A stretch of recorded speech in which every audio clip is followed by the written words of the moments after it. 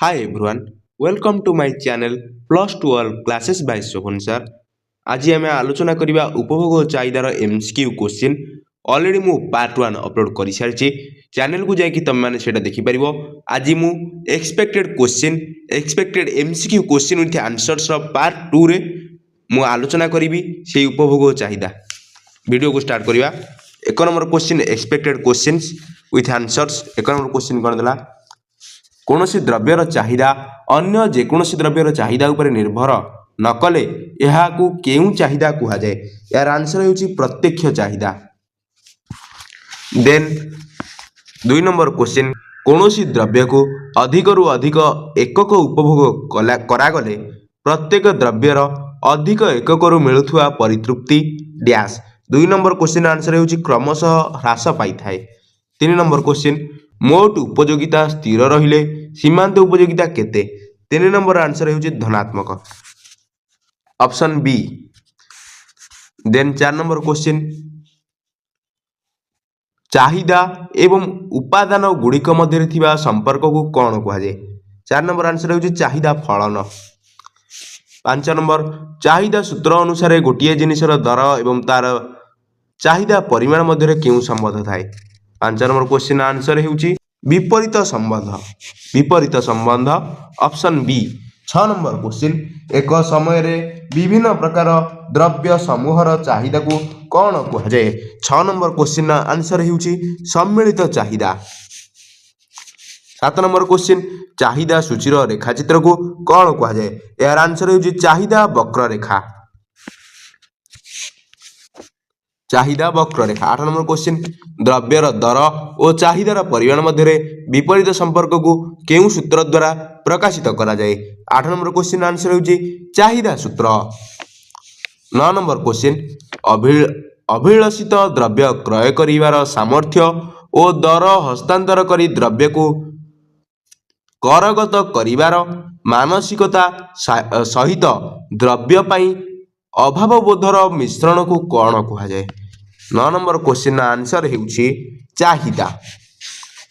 10 number question, ହ୍ରାସମାନ ସୀମାନ୍ତ ଉପଯୋଗିତା ରେଖା ଏଥିମଧ୍ୟରୁ କେଉଁ ପ୍ରକାରର ହୋଇଥାଏ? 10 ନମ୍ବର କ୍ୱେଶ୍ଚିନ୍ ଆନ୍ସର ହେଉଛି ବାମରୁ ଡାହାଣକୁ ନିମ୍ନଗାମୀ। 11 ନମ୍ବର କ୍ୱେଶ୍ଚିନ୍, ସ୍ୱାଭାବିକ ଚାହିଦା ରେଖାର ଆକୃତି କିପରି? 11 ନମ୍ବର କ୍ୱେଶ୍ଚିନ୍ ଆନ୍ସର ହେଉଛି ଦକ୍ଷିଣାଭିମୁଖୀ ନିମ୍ନଗାମୀ। 12 ନମ୍ବର କ୍ୱେଶ୍ଚିନ୍, ଦ୍ରବ୍ୟର ସୀମାନ୍ତ ଉପଯୋଗିତା ରେଖା ଡ୍ୟାସ୍। 12 ନମ୍ବର କ୍ୱେଶ୍ଚିନ୍ ଆନ୍ସର ହେଉଛି ଡାହାଣକୁ ନିମ୍ନଗାମୀ ହୁଏ। 13 ନମ୍ବର କ୍ୱେଶ୍ଚିନ୍, ସୀମାନ୍ତ ଉପଯୋଗିତା ଋଣାତ୍ମକ ହେଲେ ମୋଟ ଉପଯୋଗିତା? 13 ନମ୍ବର କ୍ୱେଶ୍ଚିନ୍ ଆନ୍ସର ହେଉଛି ହ୍ରାସ ପାଏ। 14 ନମ୍ବର, ମୋଟ ଉପଯୋଗିତା ସ୍ଥିର ରହିଲେ ସୀମାନ୍ତ ଉପଯୋଗିତା କ'ଣ ହୋଇଥାଏ? 14 ନମ୍ବର ଆନ୍ସର ହେଉଛି ଶୂନ୍ୟ। 15 ନମ୍ବର, ଚାହିଦା ରେଖା ଡାହାଣକୁ ସ୍ଥାନାନ୍ତର ହେଲେ କ'ଣ ସୂଚିତ କରେ? 15 ନମ୍ବର ଆନ୍ସର ହେଉଛି ଚାହିଦା ବୃଦ୍ଧି। 16 ନମ୍ବର, ଚାହିଦା ରେଖା ବାମକୁ ସ୍ଥାନାନ୍ତର କ'ଣ ସୂଚିତ କରେ? 16 ନମ୍ବର ଆନ୍ସର ହେଉଛି ଚାହିଦା ହ୍ରାସ। 17 ନମ୍ବର କ୍ୱେଶ୍ଚିନ୍, ଚାହିଦାର ଦର ସ୍ଥିତିସ୍ଥାପକତାର ଅର୍ଥ ହେଲା ଡ୍ୟାସ୍। 7 ନମ୍ବର ଆନ୍ସର ହେଉଛି ଏକ ଦ୍ରବ୍ୟର ଦରରେ ନିର୍ଦ୍ଦିଷ୍ଟ ଆନୁପାତିକ ପରିବର୍ତ୍ତନ ହେତୁ ଏହାର ଚାହିଦା ପରିମାଣରେ ଆନୁପାତିକ ପରିବର୍ତ୍ତନ, ଅପସନ୍ ଡି। 18 ନମ୍ବର କ୍ୱେଶ୍ଚିନ୍, ସମ୍ପୂର୍ଣ୍ଣ ସ୍ଥିତିସ୍ଥାପନ ଚାହିଦାର ସାଂଖ୍ୟିକ ମୂଲ୍ୟ ହେଲା ଡ୍ୟାସ୍। 18 ନମ୍ବର ଆନ୍ସର ହେଉଛି ଅସୀମ। 19 ନମ୍ବର, ଦ୍ରବ୍ୟର ଦାମ 10 ଟଙ୍କାରୁ 15 ଟଙ୍କାକୁ ବୃଦ୍ଧି ପାଇଲା ବେଳେ ଚାହିଦାର ପରିମାଣ ଯଦି 50ରୁ 20କୁ ହ୍ରାସ ପାଏ ତେବେ ଏଠାରେ ଚାହିଦା ଡ୍ୟାସ୍। 19 ନମ୍ବର ଆନ୍ସର ହେଉଛି ଅଧିକ ସ୍ଥିତିସ୍ଥାପକ। 20 ନମ୍ବର କ୍ୱେଶ୍ଚିନ୍, ଅପେକ୍ଷାକୃତ ସ୍ଥିତିସ୍ଥାପକ ଚାହିଦାର ସାଂଖ୍ୟିକ ମୂଲ୍ୟ ହେଲା ଡ୍ୟାସ୍। 20 ନମ୍ବର ଆନ୍ସର ହେଉଛି 1ରୁ ଅଧିକ। ନେକ୍ସଟ କ୍ୱେଶ୍ଚିନ୍ 21 ନମ୍ବର, ଯଦି ଦର 5 ଟଙ୍କା ଥିବାବେଳେ ଦ୍ରବ୍ୟର ଚାହିଦାର ପରିମାଣ 10 ଏକକ ଏବଂ ଦର 6 ଟଙ୍କା ଥିବାବେଳେ ଦ୍ରବ୍ୟର ଚାହିଦାର ପରିମାଣ 9 ଏକକ ହୁଏ ତେବେ ଚାହିଦାର ସ୍ଥିତିସ୍ଥାପକ କେତେ? 21 ନମ୍ବର, 1/2।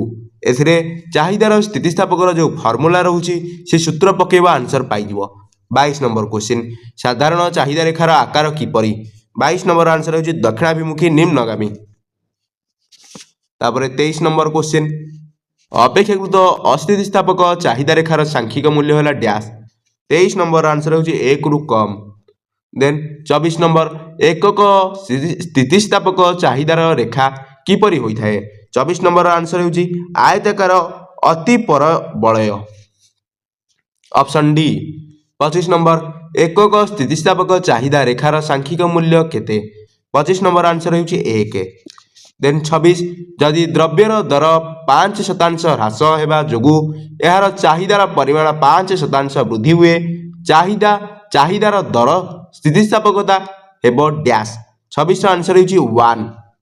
देन 27 नंबर कार एवं पेट्रोल भली संयुक्त द्रव्यर चाहिदा क्षेत्र में जदि कार चाहिदा अस्थितिस्थापक हुए तेबे पेट्रोल चाहिदा कौन हेबो। 27 आंसर होउछि अस्थितिस्थापक।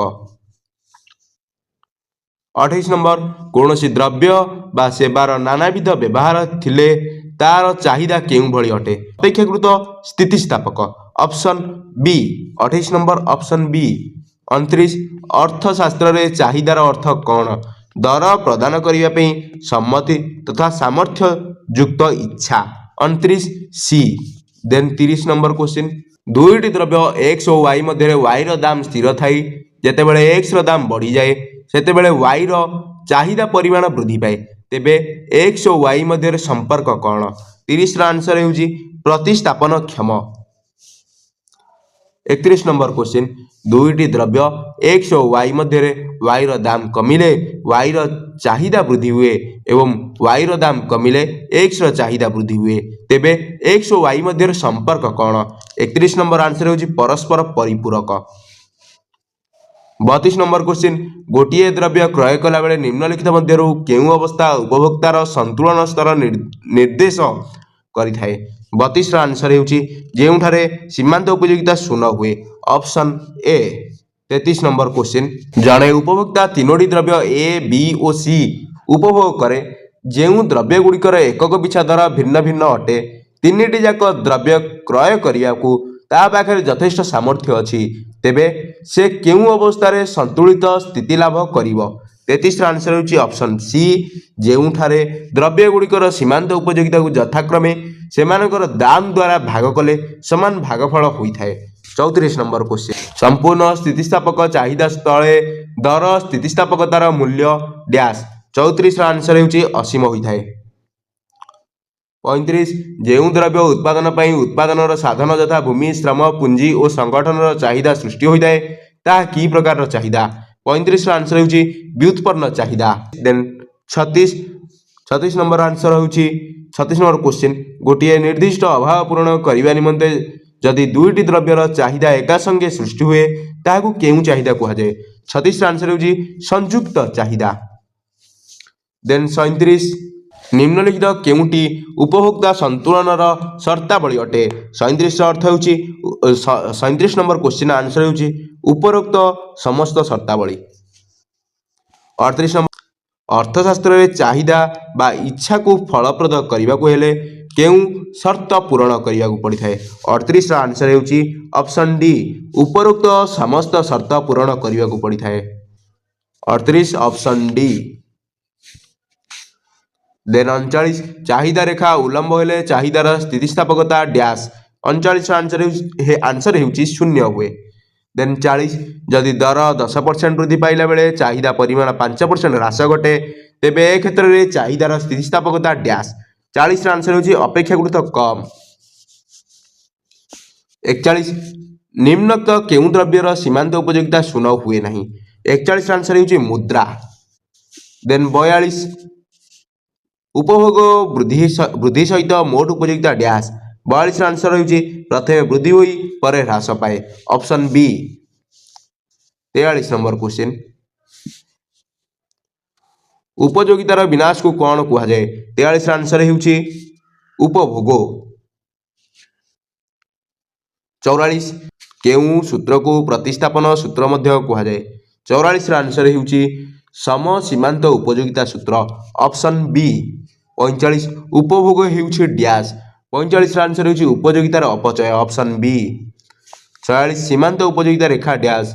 46 आंसर होउची निम्नगामी होई थाए सेम ऑप्शन बी। देन 47 सीमांत उपयोगिता शून्य होला बेले मोट उपयोगिता डैश सर्वाधिक हुए ऑप्शन बी 48 कौनसी द्रव्यर अतिरिक्त एकक उपभोग फल सीमांत उपयोगिता ह्रास पाए 49 केउं द्रव्य क्षेत्र में सम सीमांत उपयोगिता सूत्र कार्यकारी करे नहीं 49 आंसर होची मुक्त द्रव्य ऑप्शन सी देन 50